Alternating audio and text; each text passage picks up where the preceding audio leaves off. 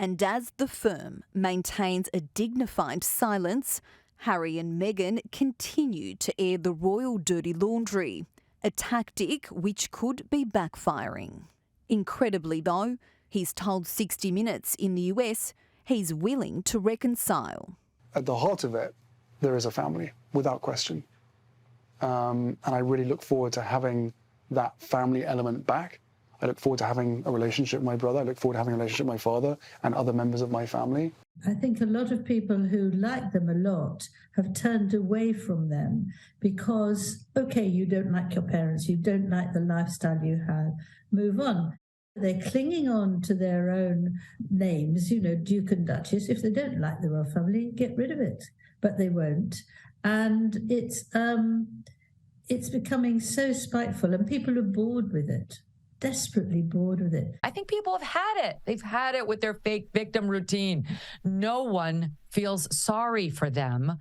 Start doing nice things for other people and stop obsessively talking about yourselves and your fake victimhood from your $15 million mansion with your $175 million worth of deals. No one feels sorry for you. They have very effectively painted themselves as victims. I'm at something of a loss to understand what they're the victim of. Being a royal princess, or a prince for that matter, is a fabulous opportunity to do an almost unlimited amount of good. It gives you the logistical support, the diplomatic clearance, the media profile to do pretty much anything you want. And the royal household, which, as I know as well as anyone, can be a bit of a creaking old machine, nevertheless will deliver the goods.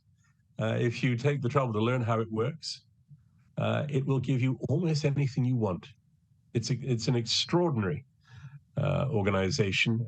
Well, it's a ludicrous argument to say that you wanted your privacy and to leave the royal family to achieve that in one sense, and then pretty much giving your whole life, your whole family album over to a streaming giant like Netflix, who has broadcast it to millions and millions of people. I mean, the genie is well and truly out of the bottle with that, and it will be impossible to row back on it. So what happens now for Harry and Meghan? Well, they are essentially celebrities, and that is the life that they will have to lead. There won't be any concept of privacy. I mean, the rules with paparazzi in the press are very, very different in the US to the UK, and I think that they will definitely find that. But after this latest, very public soul-bearing, many fear the once very popular royal may never find a way back into the life and family he left behind. The Windsors are not famous for their conciliatory talents. You know, they are royal people. That's different from most people. They're not used to having to compromise, and compromising with each other, not easy.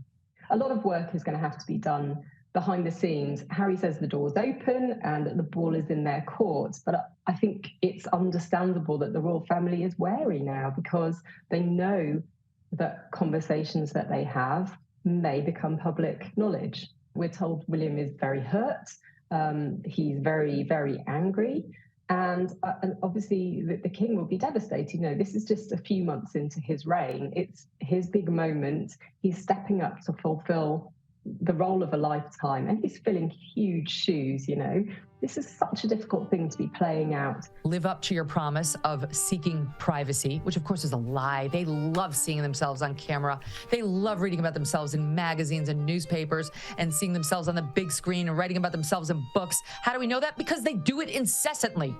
But what they need to do is actually just get out of the public eye for a few years and just quietly toil away doing the works. They want the perks without doing the works. Where do the family go? Well, I think they will move forward. There's been a real rallying cry through the top down, through the senior royals, of one of unity. They will push on with no negativity in 2023, and that will only widen the gap between them and Harry and Meghan further. Well, certainly the people I've spoken to at Palace are completely wearied by Harry and Meghan's consistent and constant attacks on the family.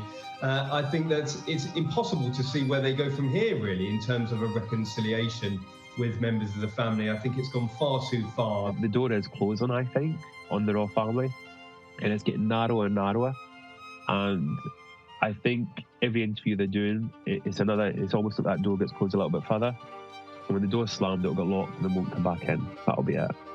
The thing with all of this is that there's a lot of money at stake here. There was a lot of money at stake for this Netflix documentaries deal. There's money at stake for the book. They have to deliver something. But once that's done, what comes next? The Netflix deal is a multi-year deal. What more will we have? What more is there to say? That will all have to play out over 2023. Do you still believe in the monarchy? Yes, I talk about it in the book. Do you believe you'll play a part in its future? I don't know. I really don't know.